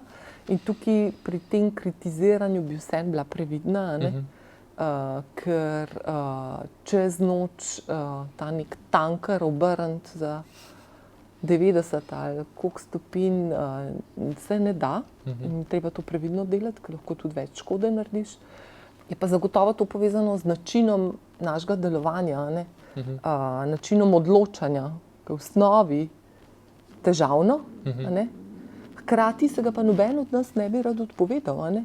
Te neke nacionalne avtonomije, te demokracije, ki jo imamo v Evropi in jo vsi zelo radi živimo. Pa to ni tema današnjega podcasta, ampak tam vse izvira. Mi moramo se tudi tega zavedati, da imamo tudi določene pluse, ki izvirajo iz tega načina ustroja. Je pa vseeno, tako kot sem omenila, ta sentiment, ki je trenutno v Evropi, in tudi Trump z vso to svojo politiko je zelo dobrodošel, da nas opominja na to, da moramo svoje vrednote še vedno ohranjati, ampak vseeno operativno skušati čim več stvari spremeniti, da bomo učinkoviti in da bomo sledili konec koncev takim zadevam. To področje debirokratizacije, deregulacije, jaz sem sicer malo skeptična, moram reči, da bomo vse, kar je bilo že sprejeto za nazaj, ne bomo mogli spremeniti, popraviti. Ampak mogoče, da bomo ta tempo načina razmišljanja, ko se bomo primerjali z drugimi, pa ne, da zdaj Amerika sovražnik, skoraj včasih tako izpade, včasih je fajn imeti enega sovražnika v narekovajih, zato da nekaj spremeniš, hitreje. In upam, da ta sentiment v Evropi trenutne strukture ohranijo, čeprav, ko gledamo zunanjo politiko, smo spet malo žalostni. Ne vidimo, da je temu tako. Že včasih je bila Evropa, sploh ko smo še imeli London, tiste en izmed pomembnejših finančnih centrov svetovnih. Danes smo pomembna ekonomija, pomembni izvoznik, uvoznik, tudi ameriški največji partner, konec koncev. Ampak nas tudi gospod Trump kaznuje s temi carinami. Nekako vsi gledajo na ta vzpon Kitajske, tukaj se nekako fokusiramo na to zeleno stran tehnologije, tam se na to gladko požvižgajo, in se trenutno zdi, da smo v nekem mogoče malo stagnaciji. Se tudi naše gospodarstvo na koncu koncev v Sloveniji letos vsaj to nakazuje. Ampak tega danes ne bova rešila, lahko pa opazujemo. Zdaj pa eno vprašanje, ki čisto vsakega našega gosta zdaj v tej sezoni sprašujem. Ne rabite odgovoriti, če ne želite, če vam je preveč osebno, ampak ker se ravno o tem pogovarjava. Kakšen je pa vaš osebni pristop k vlaganju? Kako vi sami gradite svoj portfelj mogoče? Zelo razpršeno. Tako kot omenjeno, neko varnostno rezervo, seveda nekaj denarja v vzajemnih skladih, nekaj tudi v ETF-ih in nekaj stock pickinga. S tem, da nisem samo v delnicah, sem tudi v obveznicah, tudi v money market skladih. Za tiste delke sem se odločila, da mi profesionalci upravljajo, zaupam, niti ne gledam. To je dolgoročno varčevanje, rečemo za penzijo ali pa za vnuke. Le pa stock pickingu pa tako malo po sentimentu, po pravici povedano, da zbiram neke firme, ki mislim, da imajo prihodnost, da nagovarjajo te neke izzive prihodnosti, ali je to visoka tehnologija, ali energetika, tudi zdravstvo, take zadeve. In to je zanimivo gledati, tudi kako ta moj stock picking res niha. Nekaj je bilo že celo likvidiranega, zato ker, tako kot sem rekla, da se ukvarjam s podjetniki, pa se tudi raje pri stock pickingu odločam za kakšne manjše naložbe, mislim, manjše izdajatelje, čisto iz sentimenta, tako rekla. Pa zato, da se malo prisilim, da te trende spremljam. To mi je tako učna ura. Super. Ne pa, da bi svoje prihranke tam puščala. Sigurno. To je pa večinoma v vzajemnih skladih, nekaj tudi na banki, varnostne rezerve in nekaj tudi pri upravljalcu preko ETF-ov oziroma delnic. Zanimivo, se pravi, nek all-weather portfelj, varianta, ne? Ta klasičen. You walk, you talk, a ne? Ja, moraš, ne, pravilno, seveda. Se pravi, v kripto se pa še niste podali? Kripto, povedan sem pa imela tudi nekaj, sem likvidirala. Aha. Zdaj pa nisem, no. Zdaj pa trenutno pa ne. Mogoče boste pa prepričali. No, super. Prihranimo to potem še za pol podcastu. Ja. Kako pa so vaše investicijske mogoče smernice, načela se spreminjala skozi leto in pa vašo kariero? Ne? Vedno več znanja ste dobivali. Kaj ste se naučili iz teh izkušenj kot vlagateljica? Ja, da moraš slediti neki logiki, a ne? Da ne smeš biti preveč čusten, ko vstopaš v ta trg. A v smislu vstopa euforije, slediti masi ljudi, črednemu nagonu, a ne? Tako. Ali ko se kaj slabega dogaja in trgi padajo, da prehitro izstopaš, ker takrat naredimo največ napak, a ne? In sem jih tudi jaz, moram reči, da ne? Se pravi, da ko sem bila mlajša, pa tudi v teh procesih privatizacij, ko smo bili zraven, a ne, da smo sledili mogoče kakšnim euforijam, kaj je pa res najboljš, kam certifikat vložiti. Potem pa tudi kakšen prehiter izstop sem zagotovo naredila, ker bi bilo bolj pametno počakati. In tukaj je nasvet zagotovo, da moramo z umirjeno, trezno glavo vstopati na trg. Tako. Da moramo res vedeti, kaj so naši cilji. Tako. Da če se odločamo za dolgoročno, neko zmerno tveganje, se v bistvu skoraj ne smemo preveč s tem ukvarjati. Ne? Da je verjetno dobro, da to prepustimo profesionalnim upraviteljem. Da pa seveda ali za zabavo, ali pa tako še za ekstra zaslužek, en del denarja, pa fajn tudi malo trgovati, pa se malo igrati, da če ga to spoznavamo. In da, če ne verjamemo, da se bo zgodila neka atomska, nuklearna svetovna vojna ali pa apokalipsa, da moramo verjeti v ta trg kapitala in v to, da gospodarstvo stalno raste. In te neke anksioznosti, da bo jutri vsega konec, ne? Če v to verjamemo, nismo primeren vlagatelj za na trg kapitala, pa jaz verjamem, da večina ljudi ni, da vsem z optimizmom zremo v prihodnje in to prihodnost sveta, potem pač moramo to občutenje tudi na trg kapitala in naše vlaganje prevesti, tako rečemo. Absolutno.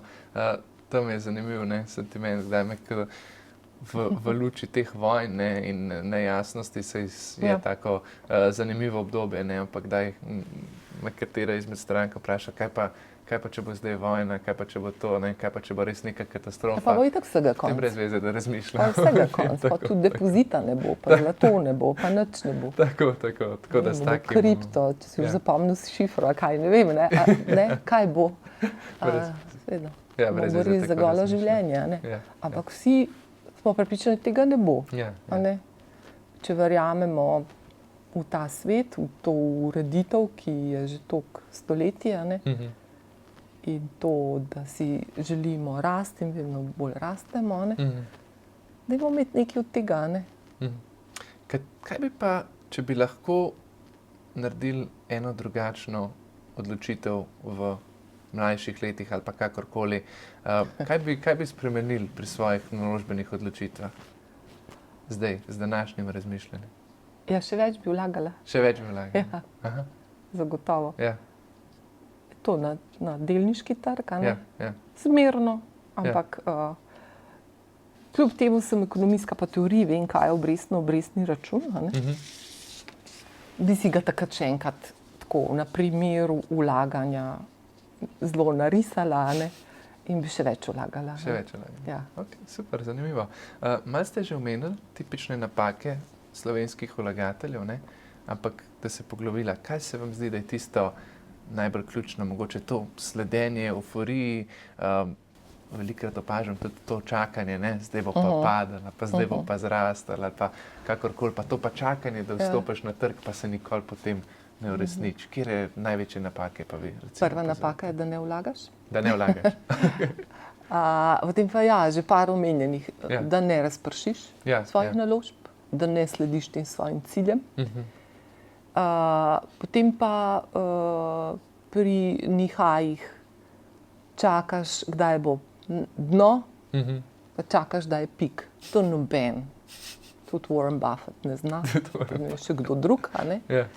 Ni ga tacka strokovnjaka, ki bi ujel vedno vrh ali pa dno in se s tem ne ukvarjati.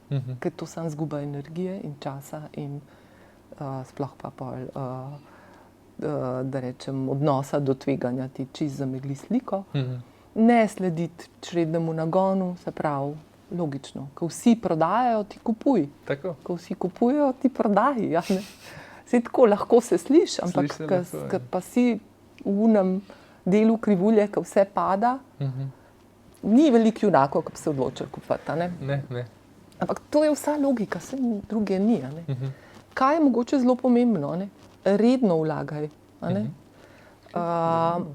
Mi naše vlagatelje tudi spodbujamo, da se odločajo za mesečno varčevanje oziroma vlaganje. Zakaj? Če pogledamo krivuljo, čisto matematično, rekli smo, ne znamo ujeti pika, niti ne paca, niti ne dna. Če se ti vsak mesečno, kvartalno ali pa ne vem, na kakšen periodiko odločil, da boš vlagal, boš s tem vstopil po različnih cenah v trg. In tvoj povprečna cena bo nekako ti znižvala tveganje, da ne boš kupoval na piku. Tako. Dna pa itak ne znamo ujeti. Nemogoče, ja. In to redno vlaganje, varčevanje je najbolj pametno in ti tudi zmanjšuje tveganje na nek način. Ta dollar cost average varianta. Ja. Kaj pa čustva? Čustva pri vlaganju so skoraj iz roke v roki. Kako bi vi svetovali, kako naj se vlagatelji izognejo tem čustvenim potezam? Po mojem je tako, da se vedno znova vrnejo k temu, zakaj sploh vlagajo, kaj so njihovi cilji, da preverijo to svojo ročnost. Jaz sem v stališču, ko se ti enkrat odločiš, tak je moj portfelj in zdaj pa to, tudi ko se kaj dogaja na trgu, pa če so večji premiki, da tega ne smeš nič premikati. Ni res, lahko tudi. Ampak predvsem glede na to, kakšne cilje ti imaš. A so se ti spremenile življenjske okoliščine. Potem moraš seveda tudi svoj portfelj pregledati in ga prilagoditi temu. In če ostajaš trdno pri tem, da sam sebe še enkrat vprašaš, ko se dogajajo stvari na trgu, kaj so moji cilji, zakaj varčujem, kakšna je moja ročnost, da se s tem na nek način umiriš. A pa tudi mogoče kakšno potezo, spremembo narediš, če misliš, da je potrebna. Da se še enkrat prepričaš, da imaš dovolj razpršena sredstva in da ti to nekako potolaži. Da ne gledaš dnevno, ker to nima smisla, da mogoče kakšen dolgoročnejši pogled, spet pogledaš za nazaj in za naprej. Da se posvetuješ s svojim profesionalnim upravljalcem. Ki ti razloži okoliščine, mogoče ki pove, kar ti ne veš. Tako. Ja, to. Na koncu smo pa vsi krvavi pod kožo. In predvsem, da tudi za nazaj ne gledaš, da dosti ljudi, sploh takih, ki delajo in vlagajo na kratek rok, si očitajo, pa zakaj nisem. Oportunitetnih izgub je vsak dan milijarda na katero potenco. Če se bomo okrog tega sekirali, bomo kar od aneksioznosti umrli. In teh oportunitetnih, da rečem, izgub ali pa potencialnih priložnosti ne vkalkulirati v svoja čustva. Ker to je nesmotrno. Absolutno. Če se na tak način skušaš prepričati, da v bistvu samo realiziran dosežek ima učink na te, ne pa to, kaj bi, pa če bi, je to mogoče neka pot, da čustva pustimo doma, preden gremo trgovati ali pa vlagati. Tako se pravi, kakšen pomoč od upravljalca, pa da vemo, kje so naši cilji. Tako, absolutno. Kako pa vi danes vidite sploh globalne kapitalske trge. Ne? Opazujemo to inflacijo, prej so že omenila geopolitične napetosti, te krize.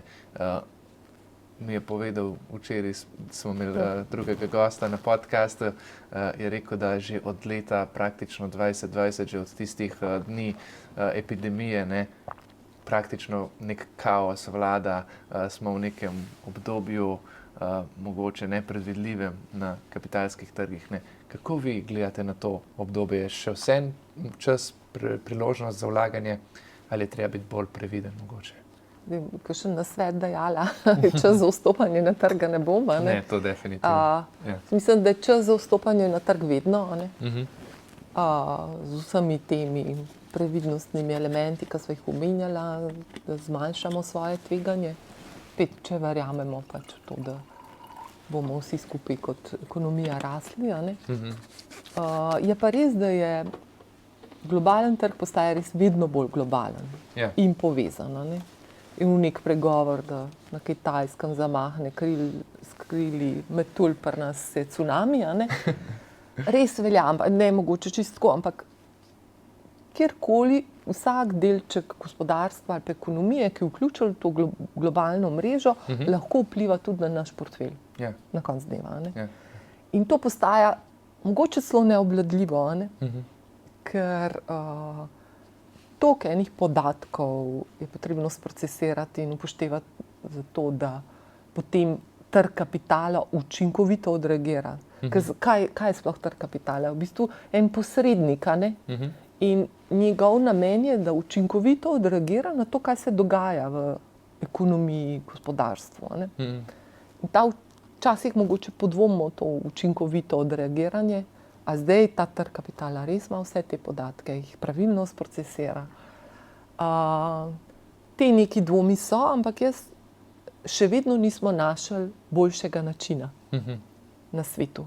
Je bilo veliko poskusov, kako drugače stvari organizirati, in vsi ti poskusi so se odrazili na koncu dneva v tem, da so ljudje slabše živeli. Konec koncev. Preveč filozofsko razpredala, kam gre lahko kapitalizem in ekonomija in kaj je prav in narobe. Ampak to je še vedno najbolj učinkovit način. Je pa res, da, tako kot ste omenili, da je vedno več informacij, vedno več enih podatkov, vplivov, in to povzroča tudi neko volatilnost, nemir, negotovost. Ampak jaz sem prepričana, da v vsakem trenutku časovnem, ko živimo, smo prepričani, da se nam največ dogaja. Če bi se zdaj predstavili recimo obdobje leta 1995, izmišljujem, bi bili enako aneksiozni ali pa prepričani, da je prihodnost negotova, slaba, lahko razvijamo pač te teorije. Jaz sem po naravi vseeno optimista, in mislim, da upravičeno, upam. Super. No, to ste me pa zdaj zelo pomirili, ponavadi vedno same negativne napovedi poslušam, ampak zelo lepo tudi tako slišati. Povejte mi, katere trende v investiranju pa trenutno mogoče v sklopu skladov ali pa tudi vi spremljate z nekim dodatnim zanimanjem, mogoče zelene tehnologije, fintech, zdravstvene rešitve, konec koncev umetna inteligenca. Kaj spremljajo tudi mogoče? Zagotovo na prvem mestu je tehnologija, visoka tehnologija, v tej povezavi umetna inteligenca. Zdaj, vprašanje je, se vsi spremljamo teh Magnificent Seven, njihove rezultate, ali je zdaj trg že vkalkuliral vse te bodoče denarne tokove, ali so njihove investicije upravičene in bodo se odražale v višji dodani vrednosti in višjih donosih. Na koncu dneva v nekih nihajih nas še vedno niso razočarali. In je to konj, na katerega tudi naši skladi stavijo, in je veliko sredstev naloženih v visoko tehnologijo. Mislim, da umetna inteligenca še ni sploh ne povedala zadnje. Potem je zagotovo medicina, to se spremlja, in razvoj na področju medicine, oziroma farmacije tudi. V bistvu na nek način spremljamo te pomembne trende, tri pomembne trende, ki se dogajajo v svetu. Eno je ta visoka tehnologija, razvoj tehnologije z umetno inteligenco in te povezave in katere industrije so na to vezane. Potem na splošno zdravstvo, v smislu tudi staranja prebivalstva, splošno gledano, globalno, pa predvsem pa v razvitem svetu. In tukaj neke rešitve bomo morali vsi skupaj kot skupnost iskati, na kakšen način se bomo postarali, kako bomo to nagovarjali. Pa ne govorim o pokojninskih reformah, ampak sploh rešitve za življenje ostarelih, nego ostarelih, vse to. Tukaj so hkrati težave, ampak s tem se porajajo priložnosti za nekatera podjetja, da bodo s kakšnimi inovacijami kaj nagovorile.